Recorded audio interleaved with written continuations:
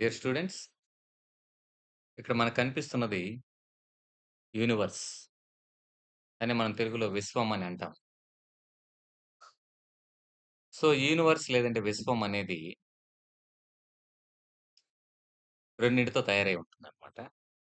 So, it is made up with 2 components. One is energy and another one is matter. So, ఈ universe లేదంటే విశ్వం అనేది energy మరియు పదార్థంతో తయారై ఉంటుందన్నమాట.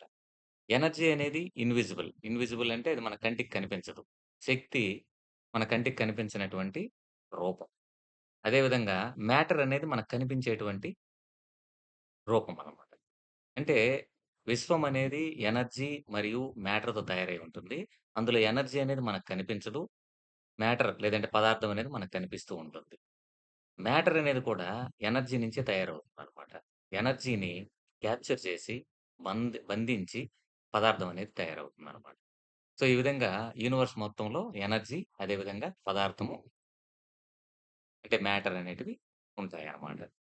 తర్వాత యూనివర్స్‌ని మనం 2 పార్ట్స్‌గా డివైడ్ చేయొచ్చనమాట. ఎన్ని పార్ట్స్‌గా డివైడ్ చేయొచ్చంటే యూనివర్స్‌ని 2 పార్ట్స్‌గా మనం డివైడ్ చేయొచ్చనమాట. అందులో ఒక పార్ట్‌ని ఏమంటామంటే సిస్టమ్ అని అంటాం. అనదర్ పార్ట్ ఏంటంటే సరౌండింగ్స్. సో, సిస్టము, సరౌండింగ్స్ రెండిటిని కలిపి మనం ఏమంటామంటే యూనివర్స్ అంటాం అనమాట. దేని ప్రకారం మనం యూనివర్స్‌ని 2 పార్ట్స్‌గా డివైడ్ చేస్తామనంటే థర్మోడైనమిక్స్ ప్రకారం. దాన్నే మనం ఉష్ణగతిక శాస్త్రం అంటామనమాట. సో, ఉష్ణగతిక శాస్త్రం ప్రకారము యూనివర్స్ మొత్తాన్ని 2 పార్ట్స్‌గా డివైడ్ చేయొచ్చనమాట.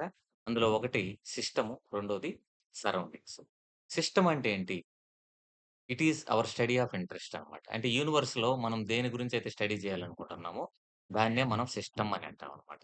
ఫర్ ఎగ్జాంపుల్ యూనివర్స్‌లో మనం ఒక ప్లాంట్ గురించి స్టడీ చేయాలనుకున్నాం. లేకపోతే ఒక యానిమల్ గురించి స్టడీ చేయాలనుకున్నాం. That animal or plant is known as system. So, మనం దేని గురించైతే సెపరేట్‌గా అధ్యయనం చేయాలనుకుంటున్నామో, లేదా స్టడీ చేయాలనుకుంటున్నామో, దాన్నే మనం సిస్టమ్ లేదంటే వ్యవస్థ అని అంటామనమాట.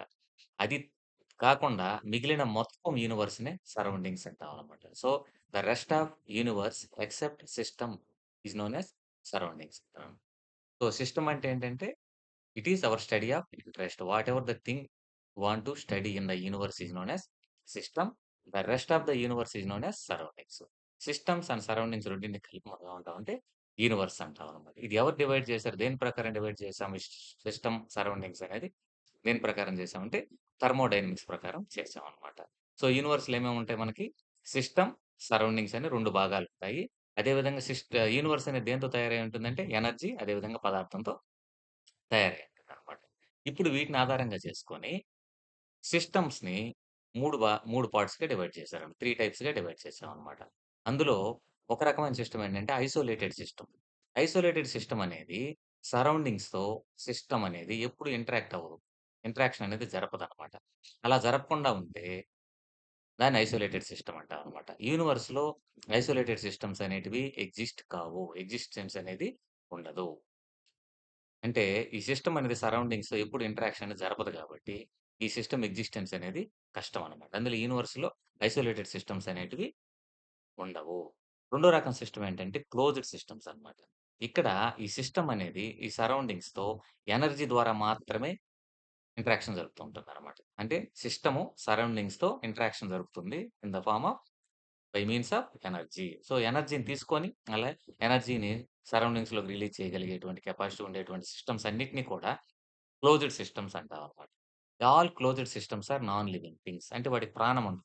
ఏవైతే క్లోజ్డ్ సిస్టమ్ నేచర్‌లో ఉంటాయో వాటికి ప్రాణం ఉండదు. ఇక్కడ చూపించినవన్నిటిలో వేటికి కూడా ప్రాణం అనేది ఉండదు. లైఫ్ అనేది ఉండదనమాట.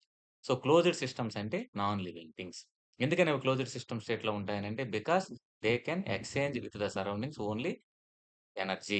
ఎనర్జీ ద్వారా మాత్రమే అవి ఇంటరాక్షన్ జరుపుతాయన్నమాట. దేనితో సరౌండింగ్స్‌తో సిస్టమ్ అనేది ఎనర్జీ ద్వారా మాత్రమే జరిగితే దాన్నేమంటామంటే క్లోజ్డ్ సిస్టమ్స్ అంటాం. All closed systems are non living things. ఓకేనా? సో, దాన్ని క్లోజ్డ్ సిస్టమ్స్ అంటాం. మూడో రకం సిస్టమ్స్ ఏంటంటే ఓపెన్ సిస్టమ్స్. ఓపెన్ సిస్టమ్‌లో ఏమవుతుందనంటే ఈ సిస్టమ్స్ అనేటివి సరౌండింగ్స్‌తో ఎనర్జీ ద్వారా అదే విధంగా మ్యాటర్ పదార్థం ద్వారా రెండిటి ద్వారా ఇంటరాక్షన్ అనేది జరుపుతాయన్నమాట. సో, ఈ ఓపెన్ సిస్టమ్‌గా ఉండే వాటిని అన్నీ కూడా లివింగ్ ఆర్గానిజమ్స్ అన్నమాట. So, all living organisms are open systems and all living organisms interact with the surroundings by means of energy and matter. So, energy ద్వారా, మ్యాటర్ ద్వారా రెండిటి ద్వారా ఇంటరాక్షన్ అనేటివి సరౌండింగ్స్‌తో జరిపేటువంటి వాటినే మనమేమంటాం ఓపెన్ సిస్టమ్స్ అంటాం. ఓపెన్ సిస్టమ్స్ అన్నీ కూడా లివింగ్ ఆర్గాన్. మనకి లివింగ్ ఆర్గానిజమ్స్ ఏవేంటివి? 5 కింగ్డమ్ క్లాసిఫికేషన్ ప్రకారం monera, protista, fungi, plants, animals ఇవన్నీ గూడా ఓపెన్ సిస్టమ్స్ అంటే లివింగ్ ఆర్గానిజమ్స్ అనమాట. సో, దీన్ని బట్టి క్లోజ్డ్ సిస్టమ్స్ అనేటివి non living things. Open systems అనేటివి లివింగ్ థింగ్స్ అనమాట. ఐసోలేటెడ్ సిస్టమ్స్ అనేటివి అసలు ఇంటరాక్షన్ జరపవు కాబట్టి అవి ఎగ్జిస్టెన్స్ కావు. నాన్ లివింగ్ థింగ్స్‌కి ఇంకో పేరు ఏం పేరంటే ఇన్‌యానిమేట్ మ్యాటర్. ఇన్‌యానిమేట్ మ్యాటర్ అంటాము. అదే విధంగా ఓపెన్ సిస్టమ్స్ లేదంటే లివింగ్ థింగ్స్‌కి ఏమంటారంటే యానిమేట్ థింగ్స్ అని అంటామనమాట. సో, ఈ విధంగా క్లోజ్డ్ సిస్టమ్స్ అన్నా, నాన్ లివింగ్ థింగ్స్ అన్నా, ఇన్‌యానిమేట్ థింగ్స్ అన్నా ఒకటి. అదే విధంగా ఓపెన్ సిస్టమ్స్ అన్నా, లివింగ్ ఆర్గానిజమ్స్ అన్నా, అదే విధంగా యానిమేట్ థింగ్స్ అన్నా ఒకటి. సో, దీన్ని బట్టి మనం కేటగరైజ్ చేసామనమాట.